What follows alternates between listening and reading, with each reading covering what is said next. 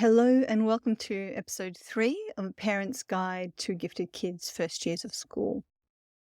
Today we're back with a conversation with Jess Farago. Jess is a mother of a gifted child who is just at the end of their first year of school and shares her journey about how that first year has gone. She's also a provisional psychologist with a deep interest in neurodivergence, and so it's lovely to have Jess as a guest on the podcast and share her story with us today. Again, we're dividing this episode up into 2 parts. So today, Jess shares sort of the beginning of her story and I think we get about halfway through the year. And in part 2, we round up the year and all of their experiences. And we talk about some tips and tricks that Jess has learned along the way. So part 2 is definitely worth a listen to get all of those tips and tricks if you are in those early years of schooling. So in this series so far, we've had Emily, who is a mum of a gifted kid at the beginning of their first year of school this year. We've had Stephanie Higgs, who is a gifted educator, sharing her knowledge and experience about those early years. And today we've got Jess, a mum of a gifted kid at the end of that last year of school, looking back and sharing their journey. Jess Farago is a mum of a gifted son, a 5-year-old who's recently completed his first year of primary school. Jess is a provisional psychologist who has a passion for neurodivergence, working in that space and understanding the gifted and neurodiverse brain and behaviour. Jess observed differences between her son and other children when her son was just a baby and began that journey of extensive gifted research, reading and understanding. It's lovely to have Jess on the show talking about some very positive experiences throughout the year and some of the challenges that there have been as well. And we've got one more episode that will come next week, which is like a roundup of all the tips and tricks and things to keep in mind for that first year of school. I hope that you're enjoying the series. Do let us know. We're on Facebook and Instagram. You can support us by sharing the podcast, leaving a review, leaving a tip, becoming a podcast patron, or just generally subscribing and getting involved. We love that you're listening. Thank you so much for your feedback. And yeah, if you've got any more ideas or questions about that first year of school, do let us know on social media because we would love to be able to include them. Thanks so much for listening. Stay quirky, and we'll see you again next week with our last episode in the series. Bye. Hi, I'm Sophia Elliott. As a parent of 3 gifted kids, I'm here to talk about all things gifted. Because I've been isolated and uncertain, and I felt like that parent, then I found peace of mind, support, and my community. This podcast is about sharing that journey, actually parenting gifted kids, and connecting with advice and support. So we have everything we need for every member of our family to thrive. This is the Our Gifted Kid podcast. Hello, listeners, and welcome to the podcast. I am very excited today to be talking to Jess Farago as a part of our series on that kind of first year of schooling. And super excited to be having this conversation because Jess is kind of at the end of that first year of school. So we're going to have a conversation about her experience, being freshly through that kind of process. And so, Jess, welcome to the podcast. I'm super excited that you're here. Thank you. Thanks for having me. I'm excited to be here too. Very good. First of all, so tell us all a little bit about yourself, because you're obviously mum to a gifted kid, but you've actually been working in this area as well. Tell us about that. So, to quickly point out my role, I am a provisional psychologist. So, I've just finished my 5 years of study. So, I've been working in the neurodiverse space for a couple of years throughout my studies. So, through that, I have developed a fair bit of knowledge around giftedness and twice a multi-exceptionality, which sort of helped me in my journey as a mother of a gifted child. And so they sort of went hand in hand, essentially. But I found out my son was gifted before I started my studies as a psychologist. And it's quite interesting because he's what motivated me to become a psychologist. You're quite the journey then that you've been on together. Mm-hmm. Yeah. So I noticed that he was, very different from 4 months old and sort of started from there. Yeah. So tell us a little bit about those early years before we get to the first year of school, just about your journey then and So obviously you had inklings from a very early age. Well done for recognizing something wasn't typical, because I was completely clueless at that point in time. I didn't know what it was. Oh, yeah. Yeah, so I'm very transparent about my situation. So I was a single mother from pregnancy, and so I embarked on this journey with a lot of family support. But I was living with my son in this little tiny unit in the eastern suburbs of Melbourne, completely clueless as to what I was doing. And I had a number of mum friends that I'd connected with that had babies around the same time. And as I seem to have discovered a lot of mothers do, you take photos of your baby. Look what he's doing. Look what they're doing. Oh, isn't that cute? And a lot of the time, the photos that I was sending, I just thought was what normal kids do. I shouldn't say normal, typical kids do. Mhm. And I'm getting responses saying, oh, mine's not doing that. Mine's not doing that. And I started to feel uncomfortable because I wasn't sure whether seemed like I was gloating, and I didn't know what was going on. And, but then my friends' kids were doing things that my son wasn't doing. Mm, And I was like, why isn't my son doing this? And you know how parents can't help it. They get quite competitive. yeah. And I was like, so I didn't know what I was seeing, but I've always been really observant. And I found that my observant skills, I guess, really paid off for this because I've been watching and I'm like, okay, what 4-month-old is screwing little bolts into toys? Yeah, not many, I have to Right. say. Yeah. And so I started looking things up and I went to a maternal child health nurse for his appointment and he's pointing. And she said, he's pointing at 4 months old. That's usually a sign of giftedness. Just monitor it. I was like, giftedness? I had no idea what. Bravo for that health nurse to even be I on there, know. onto giftedness. Prior to the Wow. day that she retired, I would have as well. which is Brilliant. amazing. And so I stuck with her. I even traveled to keep seeing her when I moved. And I was like, okay, so I'll monitor for this. And I didn't really delve into it too deeply at that point because I was like, what have I been hit with? I don't know. What's giftedness? And I did a bit of reading on it, but I sort of wanted to just be his mum and not Yeah, yeah, digress from that. We didn't fit in our mother's group. Like I always felt like he was different. I felt out of place and I couldn't put my finger on it. yeah, And as he sort of started to develop, he was, this is the interesting thing because I know that with gifted kids, they tend to speak early, but he didn't. He was quite delayed. But there was one word that he said from really, really young, which was this. And he pointed to every single little thing. So I'd be carrying him and he's going, this, this, this. At every, I walked past and I had not a breakdown, but I burst into tears one day when it took 20 minutes to get from my kitchen to my car yeah, because he stopped me at everything and I had to tell him what everything was. And if I yeah, didn't, he'd start screaming. yeah, No one around me understood what was going on. I didn't understand what was going on, but I'd never seen it before. yeah, And so this just kept developing. And then by 9 months old, when he's lying on his tummy and he does the 20-piece puzzle, I start going, okay, this is what? And so it just went on like that. And I just started to notice. We went up to a friend's house who is a teacher, a primary school teacher. She had this big alphabet puzzle that I'd never seen before. My son had never seen before. He was sitting at this point. I think he was like maybe 14 months old or something. He just does the whole alphabet in a row. And she's going, wow. And I'm like, and I started to notice a pattern where, you know, everyone that saw him doing things, I just got a lot of wow, wow, yeah, wow, wow. And I'm going, wow, and I was quite surprised at what I was seeing.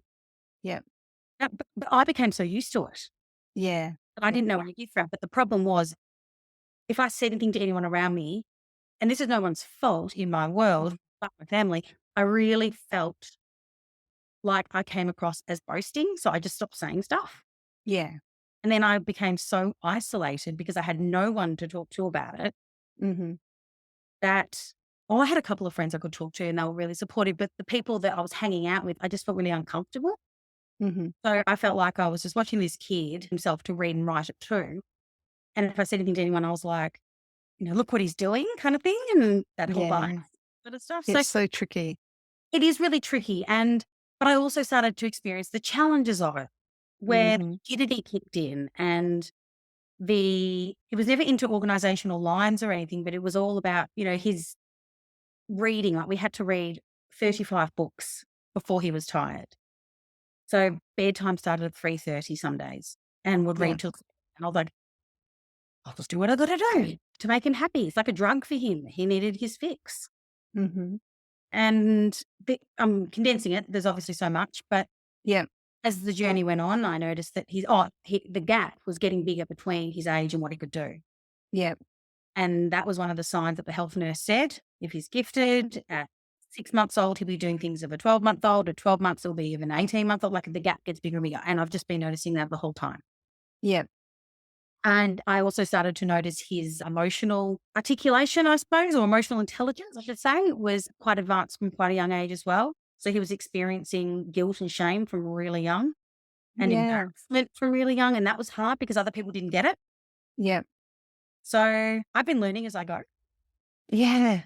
Really? So yeah, that's kind of, I hope I've covered a fair bit of it. There's probably hours to cover. Oh, absolutely. I mean, what an absolutely wild ride. And I think the thing as you're sharing your story, thank you so much, but it's sort of like these examples, they're so extreme that the typical person, the average person hearing stuff like that will be like, "Oh, that can't be true," do you know? That's what I So, you got. know yeah, absolutely, but when you kind of enter the gifted world and you meet more and more people, who are having similar experiences, obviously all the kids express in their own way, but then it it must have been a bit of a relief as you got into that space to meet other people whose response was kinda like, "Oh, yeah, my kid too," or, "Yeah, no, I get what you mean," as opposed to, "That can't be true." Yeah, it definitely was. But what was hard was he'll be 6 in Feb, and I'm Mhm. only experiencing that in the last few months. Oh, yeah. Because even though I worked it as an integration aide, I'm working with myriad of different presentations of neurodivergent. Yeah. I did come across a gifted kid in grade 5, and I found that fascinating to watch, but I didn't get to work with him personally. But even then, like, if I ever mentioned, "Oh, I'm finding this really interesting because my son's gifted and I'm seeing similar traits." "Oh, so he's autistic." "Oh, no, he's gifted. There's a difference." Like, and he might be autistic. I don't know. That's something that I'll always monitor for, but if so he receives the right support. But that's the response I always got. Or Mm. I "Oh, so he's a genius." And Mm. that made me feel even worse because Yeah. I understand he's exceptionally smart, but he also you can say something to him and he bursts into tears because he doesn't know what you're saying. Mhm. And so he doesn't get it. And so a lot of people have there's a stigma attached to it, which I found really hard dealing with. And I still There do. is. Getting a lot more Yep. confident about it, but my heart Yep. races if Yep. someone says, "Oh, wow. Oh my gosh. He's like, blah, blah, blah. Look at the writing. Look at his reading. Look at this, look at this. You should have him assessed." "Oh, I have actually. He's gifted." "Oh, right." And then my heart's racing. Yeah. Yeah. I'm so used to the eye roll and of Yeah. course, that Yeah. I'm always terrified of saying it, but now I'm more of an advocate for him. I go with he's neurodivergent, he's gifted. Together, it's really challenging, Yeah. Yeah. but it's as challenging as it's been. He has been an absolute joy to parent, and I think it's my type of personality too, because I always like a hard project. So for me, it's like always homework, and I've made many mistakes along the way, and I've found what works and what doesn't work. We're like a little team, so it's definitely been difficult, but it's also been amazing. Yeah. Yeah. And I think that sums it up. It's definitely difficult. It's definitely amazing. And you definitely need to find your people, that Def- safe space where you can both be yourself. And the more people you find like that around you, just the easier that makes life.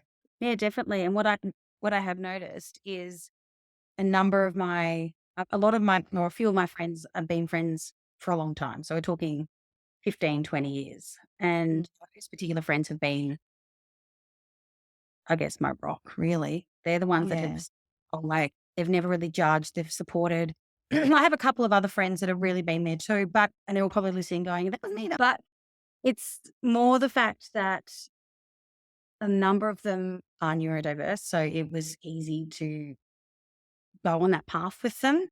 Mhm. And my family have been just like the most amazing support because they've just like gone along with it. Mhm. And they're like, right, yep, teach us. Oh, does that mean regulation? Right. Okay, awesome. Like they just take in everything Yeah.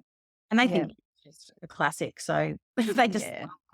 love the fact that he, the little quirks that he has. He sounds like an absolute little dynamo. And so that brings us sort of to this first year of school Hmm. period of time.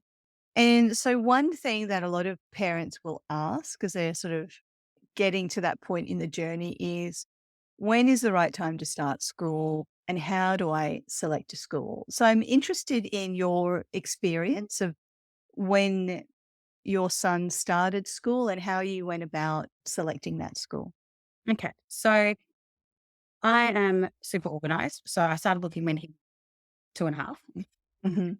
Maybe I was bored. I don't know. But I found an area where I live now, which I fell in love with. And so I was set on staying here. And we're surrounded by a number of really good schools. So I thought if I start touring early and I start Mhm. being very transparent and saying, hey, this is my kid. Yeah. Have you experienced with kids like this before? If you haven't, and you know, put hypotheticals out there. If this was happening, how would you deal with it? So I sort of started it early because I wanted to narrow it down. So then when I found this, maybe the two that I was umming and ahhing about, when he got older, before enrollment, I would go and do it again, see it from a different perspective. So Yeah. I'm not sure other parents would do that. Might seem like it's nuts to some, but it worked for me. And so I decided to send him when he was 4, Mhm. based around a lot of discussion with the psychologist that assessed him, the kinder teachers. He went to a brilliant sessional kinder that was so supportive and on board with everything. They were the ones that picked up cognitive fatigue. Mhm. He couldn't regulate emotionally, but he could. So there was a lot of discussion. And halfway through the year, they had to make a decision of whether they kept a spot for him. This is halfway through 4-year-old kinder, or whether I sent him. Yeah. I'd already decided I'd send him because for me, I could not imagine him doing another year of kinder academically. He would just, Yeah. he wouldn't cope. But I would always do what a professional kinder educator would recommend. And so this particular educator, if she was a bit blasé and wasn't really supportive throughout the year, I probably wouldn't really go by what she said. But because she Yeah. was so in tune with him, Mhm. so with open communication with me regularly and so supportive, I really was going to do what she recommended. Yeah. We had a meeting and she said, look, I think he might benefit from another year due to his emotional dysregulation. And as open as I am to her suggestions, I was quite surprised because the psychologist had noticed how his emotional IQ was pretty advanced and he could tell you, I'm overwhelmed. My body feels like this. I need a break. And he would cry and he would tell you why he's crying. A lot of the time he doesn't know now, but that's what we experienced. And I said, look, I'm more than willing to keep him on, but I'm still on the fence. Let me speak to the psychologist. I'll get back to you. Spoke to the psychologist, explained what the teachers had been experiencing. She said, this is cognitive fatigue. Let me send you some stuff. Give it to the teachers, leave it with them, go on from there.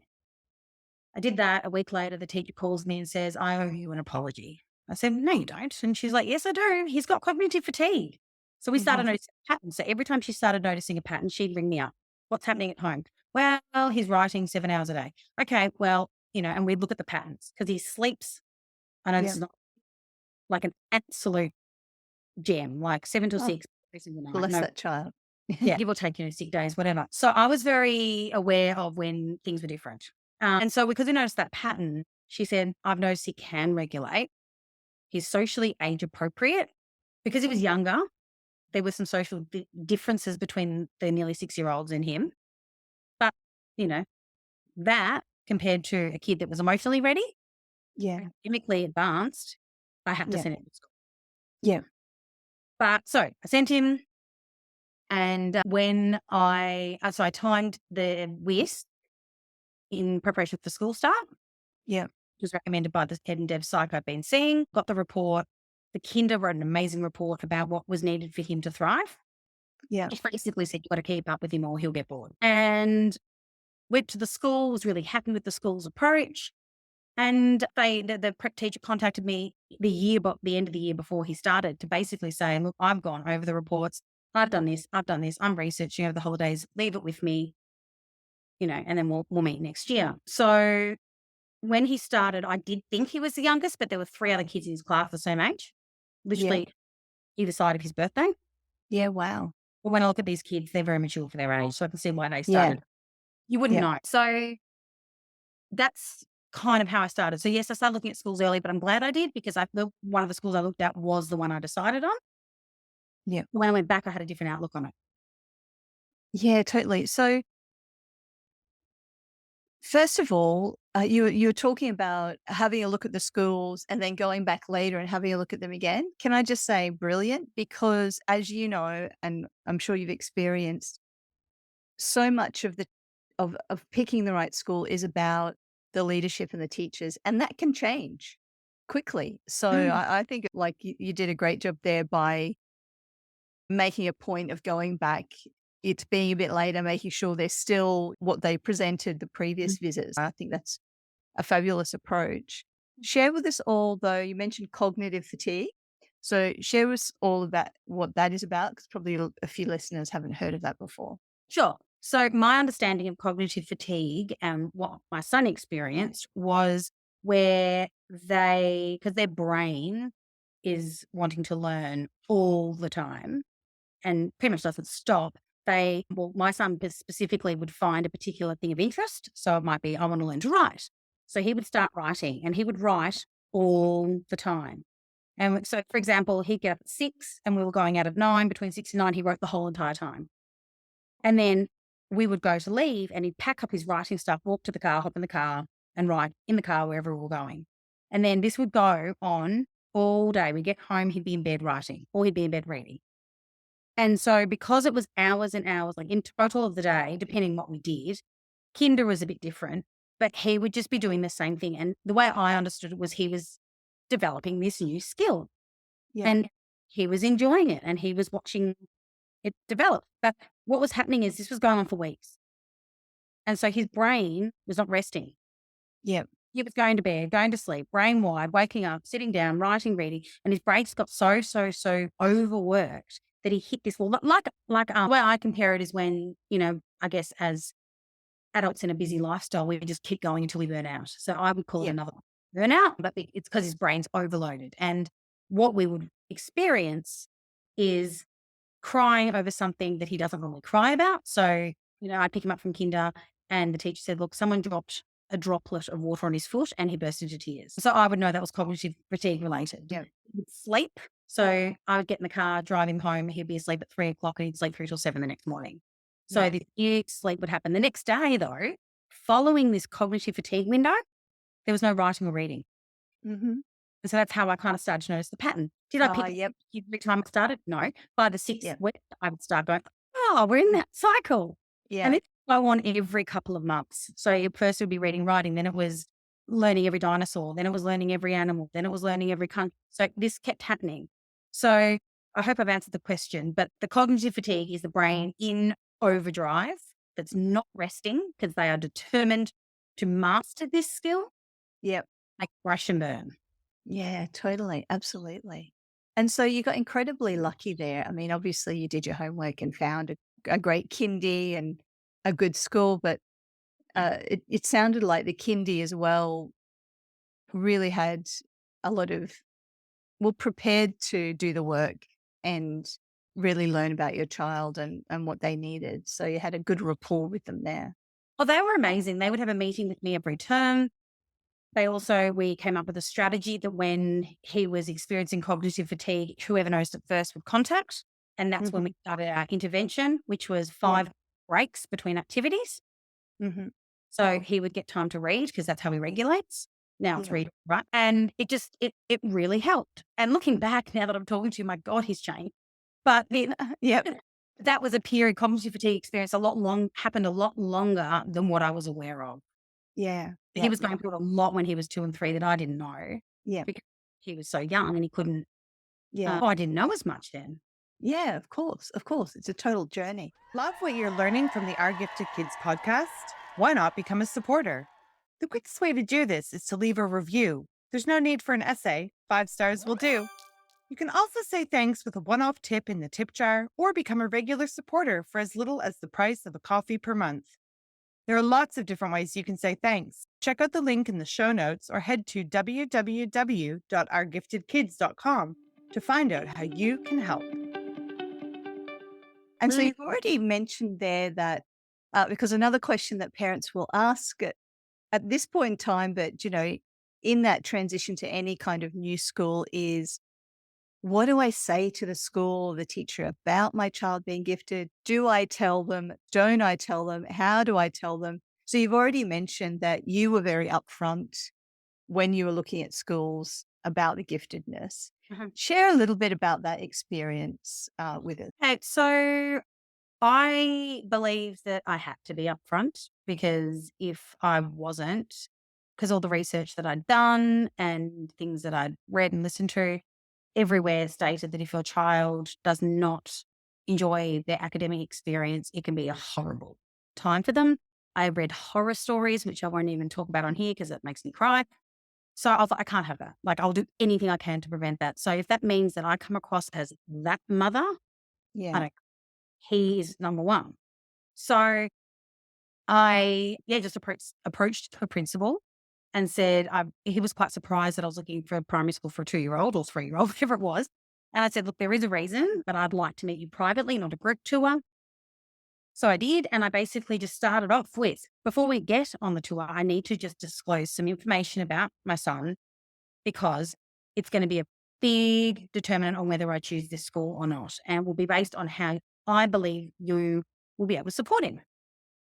And I just said, look, my son's gifted. And I just had to pretend, not even pretend, I just went with the attitude of you don't know what that is. Because Yeah. now I've got a different outlook based on what one of your interviewees said a while ago on what response you get from a teacher. But then I was like, okay, so my son's gifted. I didn't know it was neurodivergence then. I just said my son's gifted. He is already reading and writing at 3. And I'm looking for a school that will be able to provide him support. Oh, and by the way, my son didn't like being taken out of groups. He didn't like being different at kinder.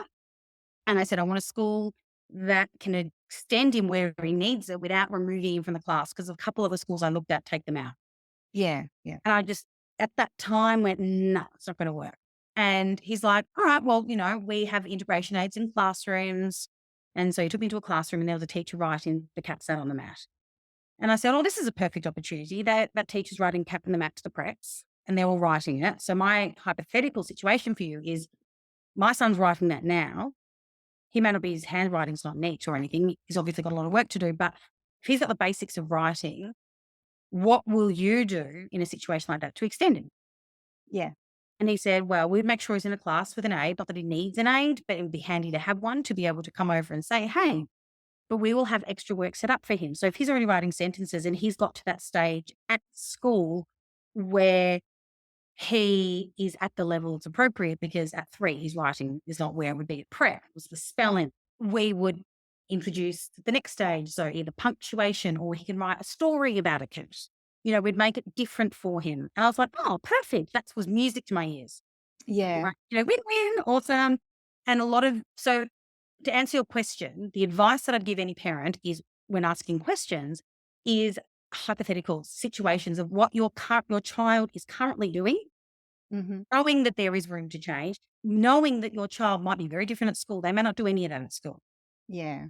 A lot do different at school and at home. My child was very obsessed with learning, and I'm sure they all are, but he didn't change much between school and home. He didn't care. It was like, give me the words, But Yeah. so I found giving them situations, how would you deal with that?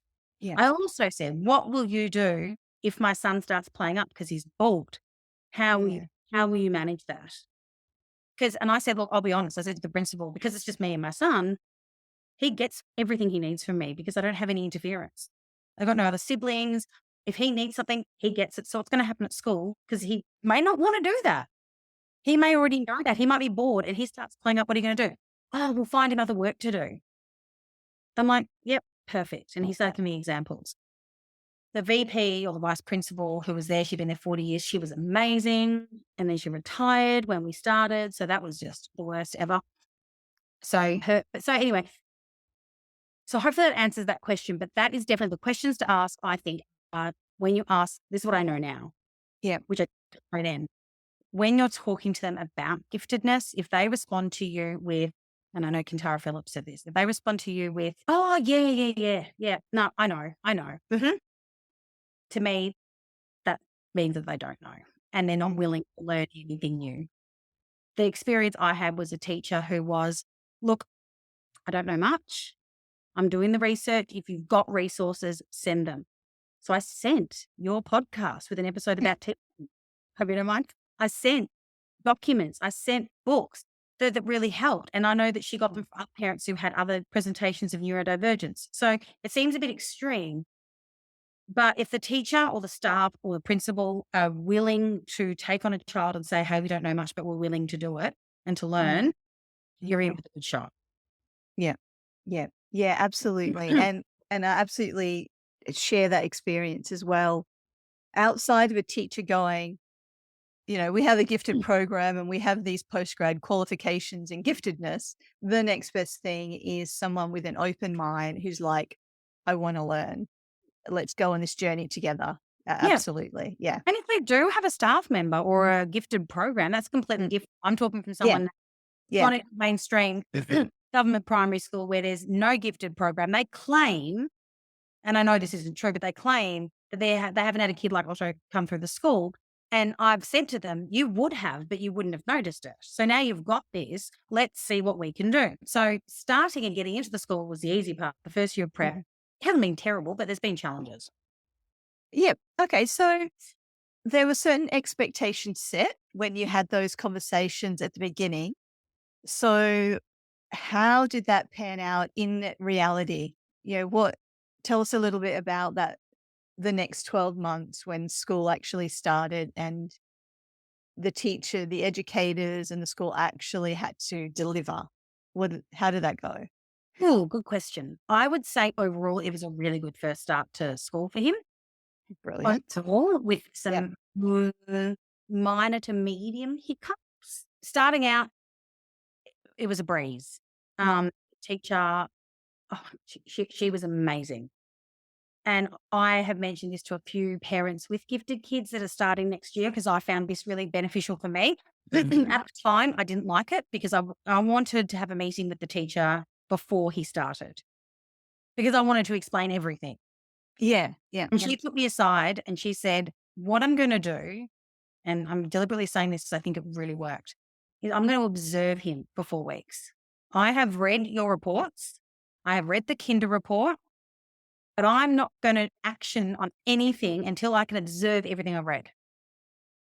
And my heart's going, why? Why can't you just, but it was the best thing we ever did because within those 4 weeks, she noticed that everything aligned with the report to what she read, with what she read and what she saw.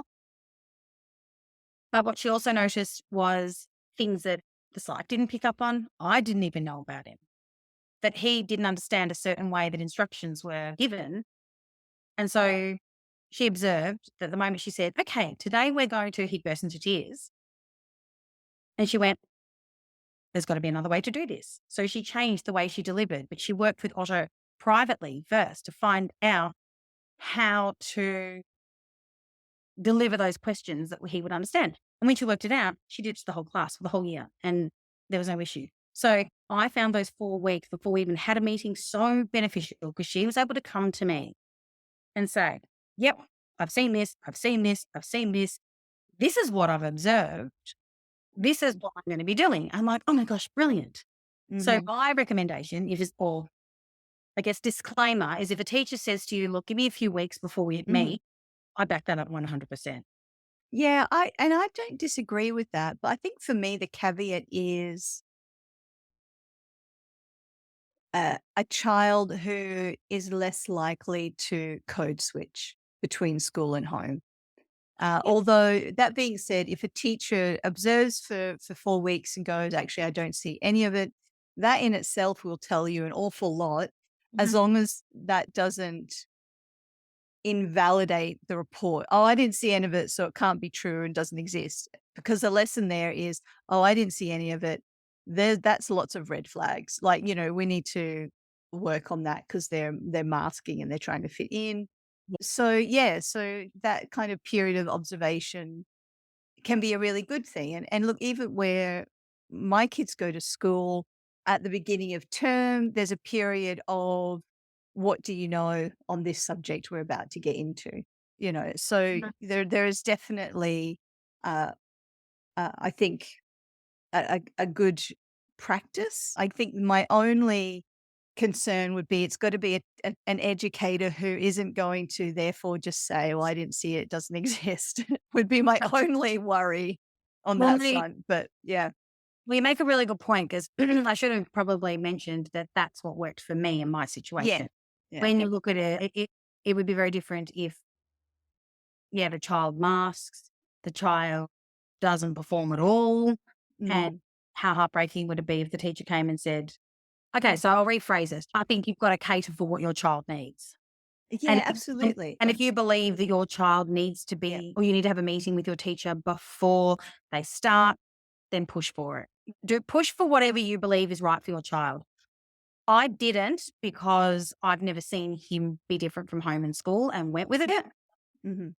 and that was fine. But 100%, if you've got a situation with a kid that, like I know a girl that knew the alphabet before she started prep, and then when they did those assessments at the start, the teacher said she didn't know her alphabet. So I know the difference. So I do agree with you there. That was my personal experience. Yeah. And thank you for sharing your experience. And because you had said earlier that you had, he'd always been quite consistent between situations. So yeah, that totally makes sense. And don't get me wrong. I'm not suggesting people don't take that approach. It's just, if you've got an educator who is up for going on that journey, well, then regardless of, whether the child is just who they are or a masker, that can still work and you can still learn an awful lot through that process. I'm not saying don't do it, but it's just kind of like you do hear a lot of anecdotal stories from parents trying to work with educators who are like, well, we don't see it, so we're not going to extend or whatever. And it just does require that lovely, open-minded person that we referred to earlier who's willing to learn and go on the journey. So no, totally. What you would hope for then in that situation is, I don't see it. So therefore, if this report is telling me this, you're telling me this, but I'm not seeing it, red flag, right? So Mhm. this child isn't feeling comfortable to be themselves at school. How can we make those changes to meet their needs so they don't feel that they're having to work so hard to fit in and not get their needs met? Mhm. So it's an opportunity to learn, but it just requires, I guess, that little bit of insight about the the the potential and capacity of the gifted brain in these tiny little people. Oh, yeah, definitely. And look, there was an incident where what was observed, there was one thing that she observed that was not what the psych or me saw. And it wasn't big, it was just the way I remember she saying, oh, the way he holds his pen is quite delayed. And I went, Mhm. oh, right. And then I felt like a bit of a fool because I was like, oh, he's been writing since he was 2. And I was coming from the defensive parent perspective. Yeah, yeah, yeah. And she went, look, she wasn't rude or anything, but she said, look, it could be the fact that he's not feeling safe here yet. So he's nervous, he's holding it differently. I don't know, but don't worry about it. We'll get the holding of the pen right, pencil right over time. And I'm thinking, why does it even worry me as long as he's happy? But then 2 weeks later, she took me aside and said, I was, my suspicion was right. He was nervous or Yeah, whatever it was, because he was holding it differently 2 weeks later. And that wasn't yeah, from learning. And I was like, that's how he's always held it. yeah, Like, yeah. there were things like that. And as the years gone by, I'm starting to see differences between school and home that we can get Yeah. tough if you want. Yeah, no, please tell us about that. Because yeah, how did the year, so you've had a very successful beginning, which is just, oh my God, so amazing. Sounds like the Yeah. educator is really on board with working through this in the school. What happened next? What happened next indeed? Well, I'm sorry, but you're going to have to wait a few days for part 2. We're going to stop the episode there. We come back with Jessica and she talks about what happened in the rest of her journey with her son in their first year of school. And we round up that part 2 conversation with a whole bunch of tips about some of the things that she learned through that first year of school, which are really great to share. So I will see you again soon in part 2. Thanks for tuning in. If you enjoyed this episode and it inspired you in some way, I'd love to hear about your biggest takeaway in the comments. For more episodes, you can subscribe, and to help others find our podcast, please leave a review. You can find show notes and more resources at ourgiftedkids.com, and connect with us on Facebook and Instagram. See you in the same place next week.